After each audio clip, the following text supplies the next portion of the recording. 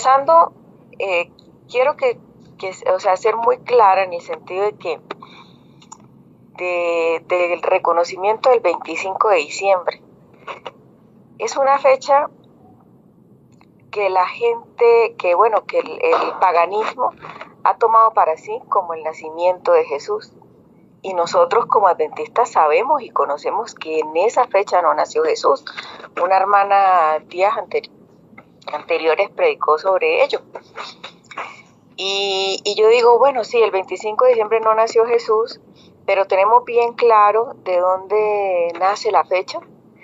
Y pues averiguando bien sobre ello, sobre la asociación de la fecha al nacimiento de Jesús, llegamos a los cultos solares en Persia, donde se adoraba especialmente al dios Mitra, dios Sol. Nosotros sabemos de la influencia de Roma, incluso de Grecia también, en la adoración especial que se le hace al domingo en cuanto al Sol, pero pues esta viene también de otro lugar que viene especialmente de Persia, ¿cierto? Y al dios Sol se le llamaba el dios Mitra. Esa fiesta fue trasladada a Roma por los soldados romanos y posteriormente fue fusionada como una fecha dedicada al Sol allí en Roma con la celebración del Natalis Solis Invictus, que es la fiesta solar. No tan popular. Inicialmente el reconocimiento de esta fecha del 25 de diciembre no fue muy popular al principio, pero posteriormente sí ya toma un auge importante y se vuelve como una celebración nacional, por decirlo de alguna manera, donde mucha gente participaba. En el tiempo del emperador Aureliano, entre el 214 al 275 después de Cristo, ya miles de adoradores del Sol, si lo recordamos también entre ellos Constantino, se convierten al cristianismo, ¿cierto? Entonces empieza a formarse esta fusión y recordemos que los líderes romanos de ese tiempo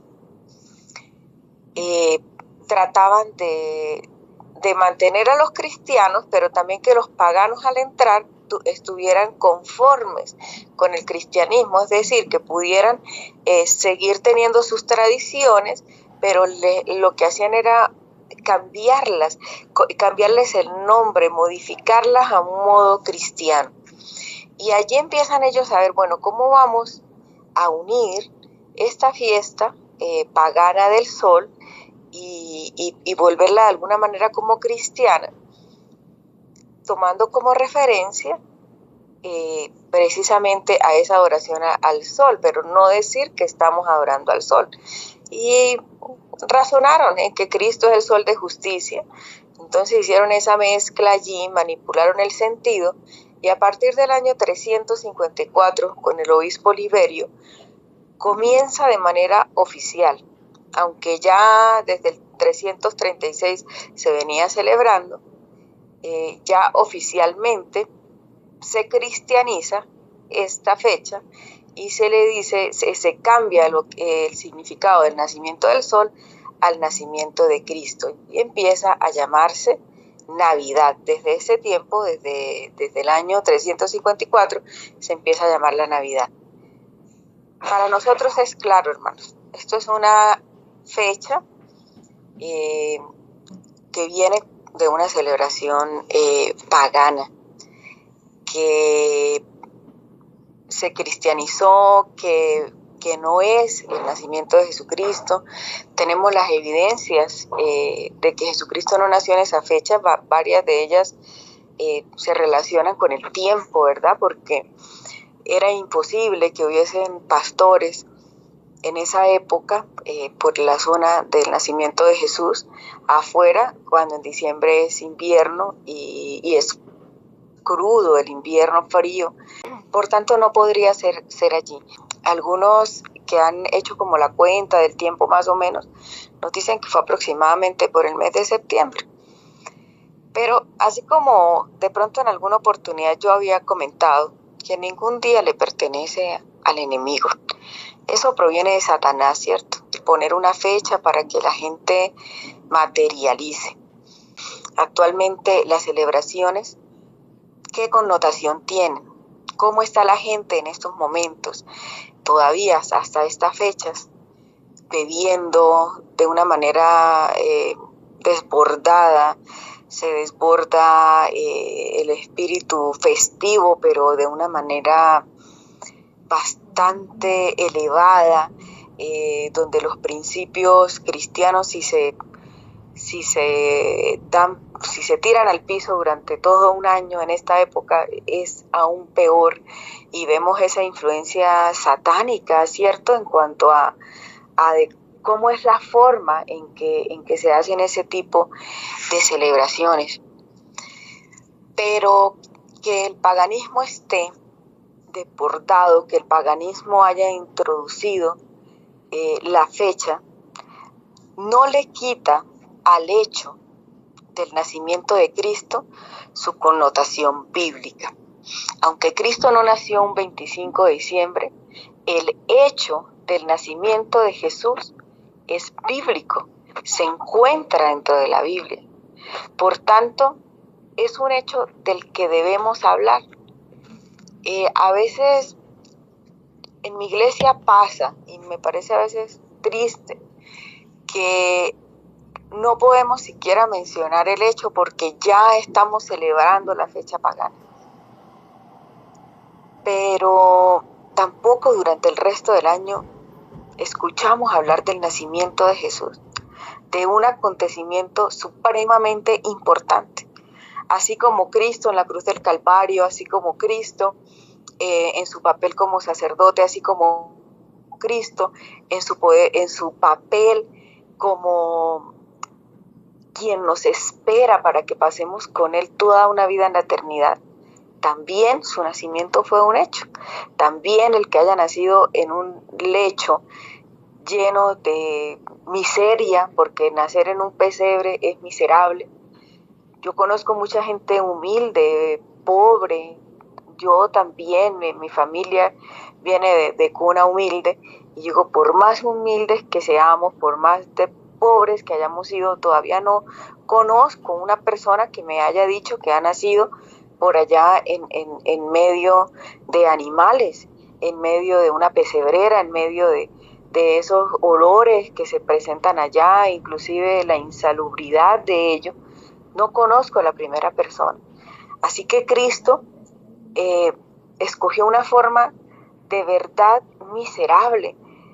Nosotros vemos esos pesebres tan bonitos, ahora usted ve que ponen trenes dando vueltas, unas cosas hermosas allí, hasta aeropuertos, aviones, o sea, nada que haya existido en esa época, y algo tan bonito allí en la Jesús, María, pero eso no fue bonito, eso fue un hecho bastante miserable, porque Él escogió la peor manera de nacer, la más humilde, como para que nosotros, aunque sintamos nuestras falencias, nuestras faltas, podamos ver que el Rey del Universo escogió nacer entre todas las falencias, entre todas la falta de comodidad, en una época difícil, en un tiempo difícil, que no encontró el apoyo de absolutamente nadie de esa raza por la que él venía a morir,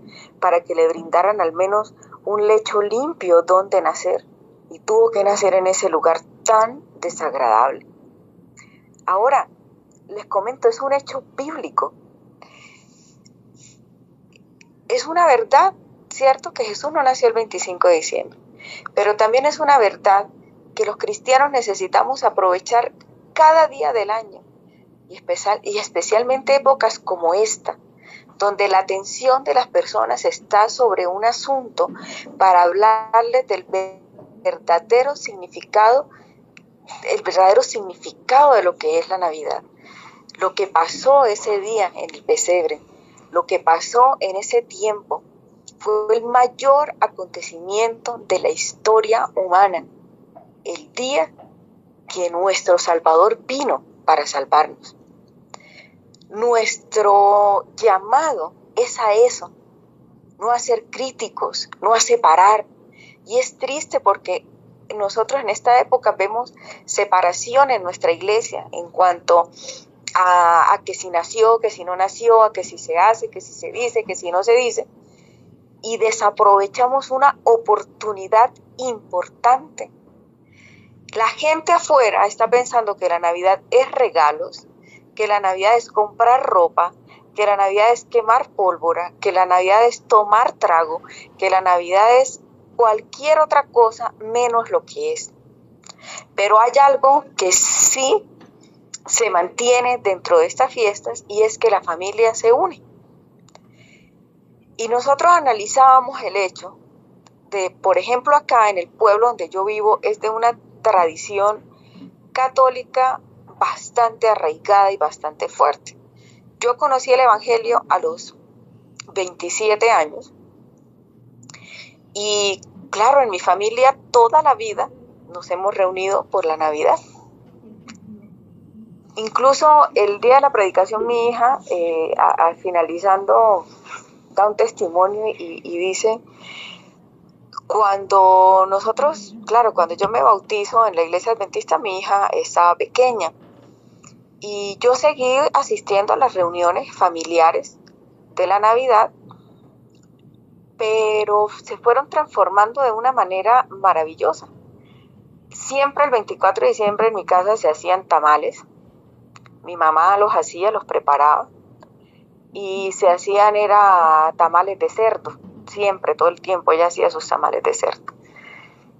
Ya yo adventista, y aunque ellos nunca estuvieron de acuerdo con eso, incluso todavía no lo están del todo, pero ya el respeto cambió totalmente. También se mataba un cerdo, mi hermano generalmente se mataba un cerdo en la casa, se fritaban chicharrones, y mi hermano muy déspotamente al principio me pasaba los chicharrones por la cara y me decía hermanita, y él empezó a molestarme con esas cosas y me decía hermanita, pero no porque fuera su hermana de sangre, sino por lo que estaba yendo a la iglesia.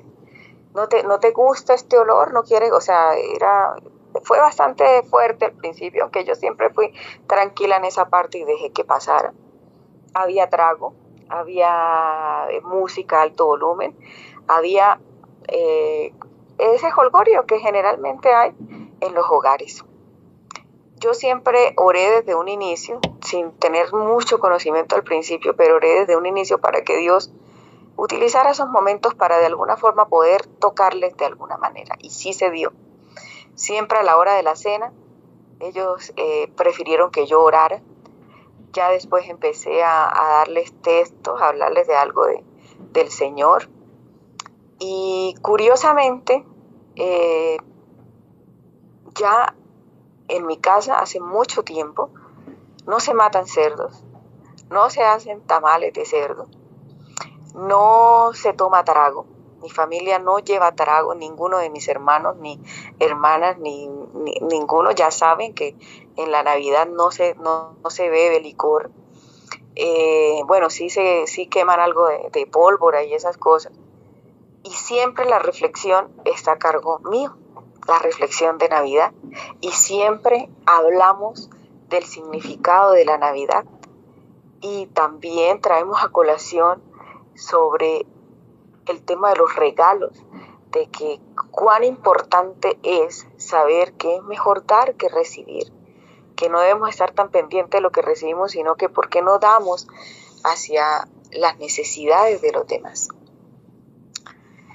Hay muchas cosas paganas, todo lo que tenemos en mano, el internet que estamos usando es pagano, el celular que usamos es de origen pagano, los nombres que tenemos, mi nombre, ustedes ven que mi segundo nombre es Torcoroma, siempre quise quitármelo porque no me gustaba y tiene que ver con una virgen de acá de Ocaña y fue el nombre que me colocaron y ahí está, pero no porque lleve mi nombre, que ese nombre quiere que yo sea pagana, pero es de origen pagano y católico Normalmente los días de la semana son paganos, los nombres de los días de la semana.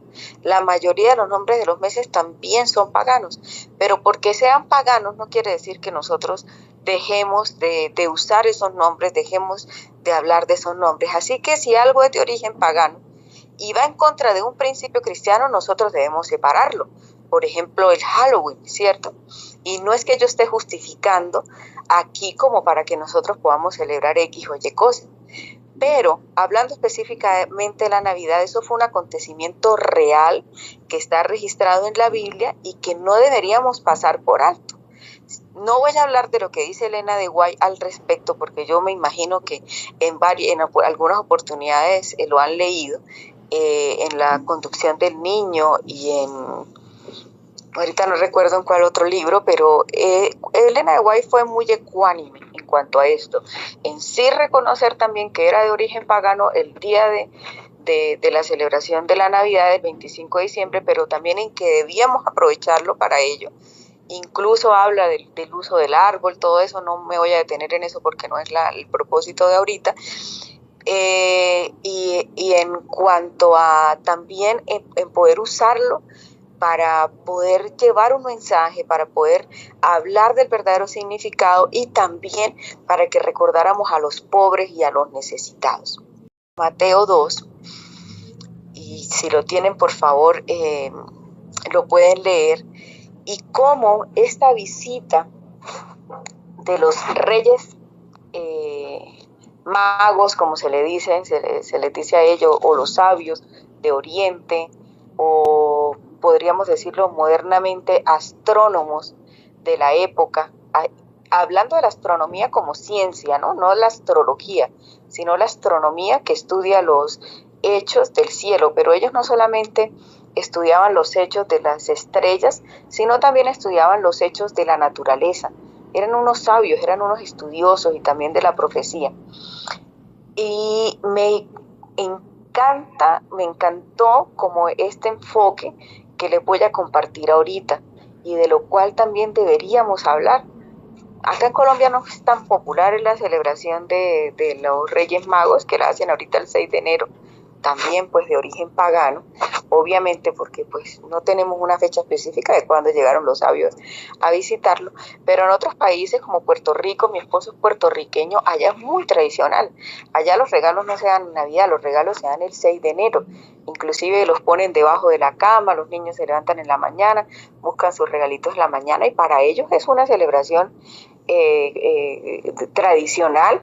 Entonces ahí en Mateo 2, desde el versículo 1 voy a leer rápidamente, dice: después de que Jesús nació en Belén de Judea en tiempos del rey Herodes, llegaron a Jerusalén unos sabios procedentes del oriente y dicen: ¿dónde está el que ha nacido rey de los judíos?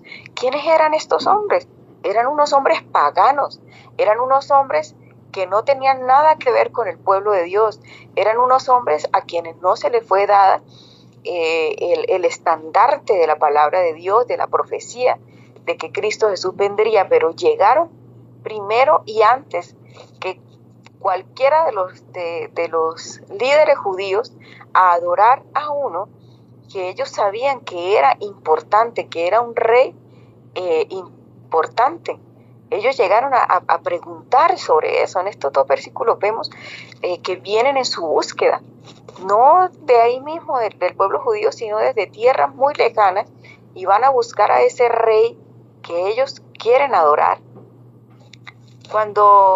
Versículo 3, cuando lo oyó el rey Herodes, se turbó y toda Jerusalén con él. Así que convocó a todos los jefes de los sacerdotes y maestros de la ley de su pueblo para preguntarle dónde había de nacer el Cristo.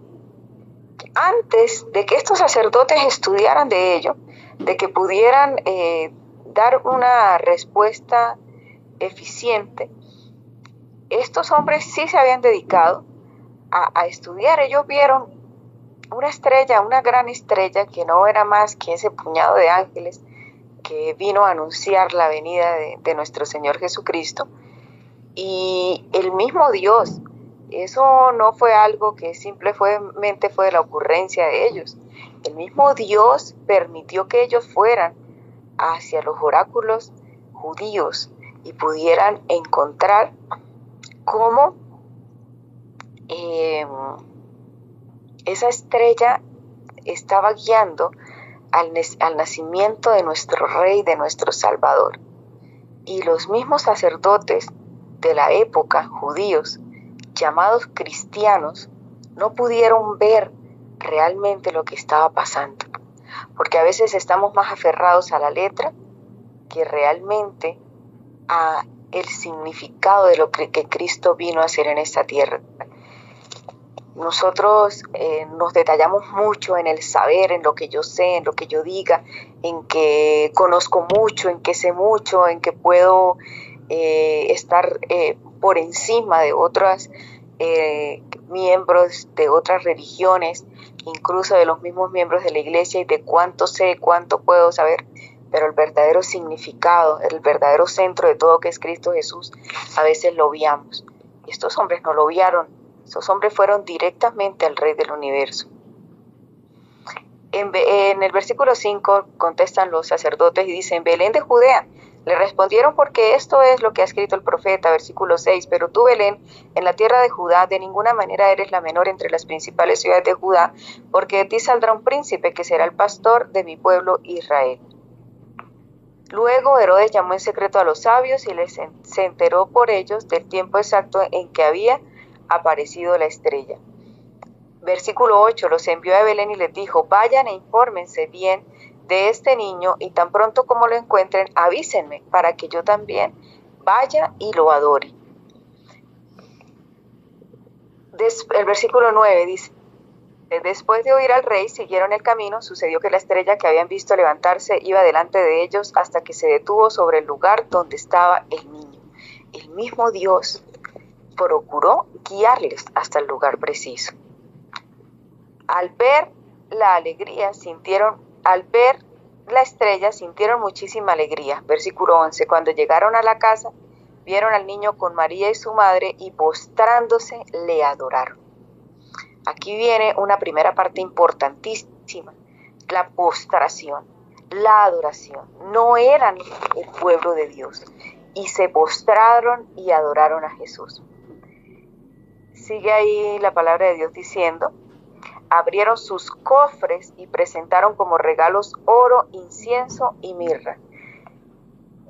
Vamos a detenernos allí. 3 regalos: oro, incienso y mirra. Fueron la forma en la que ellos adoraban. Fueron la forma en la que ellos se presentaron ante Dios. Y aquí quiero mostrarles algo muy interesante. Estos hombres paganos, sin una crianza en la palabra de Dios, sin haber conocido desde hacía tiempos a Jesús, pudieron ver con claridad, porque dejaron que el Espíritu Santo les tocara, el verdadero significado de lo que estaba pasando allí y de lo que iba a pasar a futuro. Y yo nunca lo había visto de esta manera. Sus presentes fueron oro, incienso y mirra. 3 presentes. Y miremos el significado de lo que representa cada regalo. El oro representa la realeza. En esa época el oro se le presentaba a los reyes. En el momento de su ungimiento como rey se presentaba el oro. Ellos vieron a un niño en un pesebre. Yo me imagino el impacto de ellos, porque ellos en su mente creo que imaginaban que iba a ser alguien de nobleza, alguien hijo de otro noble, una persona de importancia y en un lugar muy diferente al que encontraron. Pero eso no prejuició el hecho de que lo adoraran, porque aunque lo encontraron de esa forma, estaban claros en que sí era el rey que iba a salvar no solo al pueblo de Israel, sino a todo el mundo entero. Y ellos estaban incluidos dentro de ese mundo entero. Iba a ser su salvador. Y el oro era muy costoso en su época. El oro se les daba como ofrenda a los reyes y a los nobles, porque las personas de origen humilde no tenían acceso al oro como actualmente lo tienen las personas de nuestra época. Cualquiera puede tener oro. En esa época el oro era como de una manera específica para aquellos que merecían adoración y respeto, para aquellos que necesitaban honra, estaban honrando al Dios del universo. Ahora, aquí vemos un primer reconocimiento de ellos hacia Jesús, Rey. Incienso, también muy costoso en la época. Era una resina aromática y era usado en ritos religiosos. En la parte de los israelitas, recordemos que en el santuario se usaba para simbolizar las oraciones, ¿cierto?, de los fieles que iban hacia Dios, ¿cierto? El incienso representa esa intercesión de Cristo por nosotros. Así que estos hombres sabios del Oriente estaban reconociendo también a Jesús como nuestro sacerdote. Un hecho que se iba a dar posteriormente, ¿cierto?, en el santuario celestial, pero lo reconocían como nuestro sacerdote, como nuestro, ya hablamos de Jesús como rey y sacerdote. Dos hechos importantísimos. Moisés reconocía también a Jesucristo como nuestro rey y sacerdote. Los profetas de la antigüedad nos muestran también a un Mesías venidero como rey y sacerdote. Y estos hombres paganos nos dan un ejemplo increíble porque lo reconocieron a él de la misma manera como un rey y como un sacerdote. En ese incienso, en esa resina aromática, ellos estaban indicando también lo que a futuro iba a pasar. Era un acto que, aunque nosotros a veces pasamos desapercibido, ay sí, el oro, el incienso y la mirra, pero tenía su significado. Dios no permite algo sin un significado. No hay nada en la palabra de Dios que no tenga un significado espiritual, y esto lo tiene también. El tercer regalo, la mirra, es una sustancia perfumada también que viene de una resina, de un árbol, ¿cierto? Y era un bálsamo preciosísimo, usado para embalsamar también reyes a la hora de la muerte, costoso. También, al igual que los otros regalos que se le dieron a este rey, se le dio este bálsamo. Hay algo importante, y es que esta resina del árbol, al secarse, inicialmente era de color amarillento, pero posteriormente se colocaba de color más o menos rojizo y se formaba como una especie de lágrima. Y en la época, dado a esa forma que tomaba, también hicieron unos recipientes que eran de color rojo y que eran en forma de lágrima. ¿Y qué nos puede a nosotros connotar esa forma natural que ella obtenía, pero que también la hicieron artificial, pues en el vaso que contenía, donde ellos introducían este precioso producto? Y pues bueno, la sangre de Jesús era roja, ¿cierto?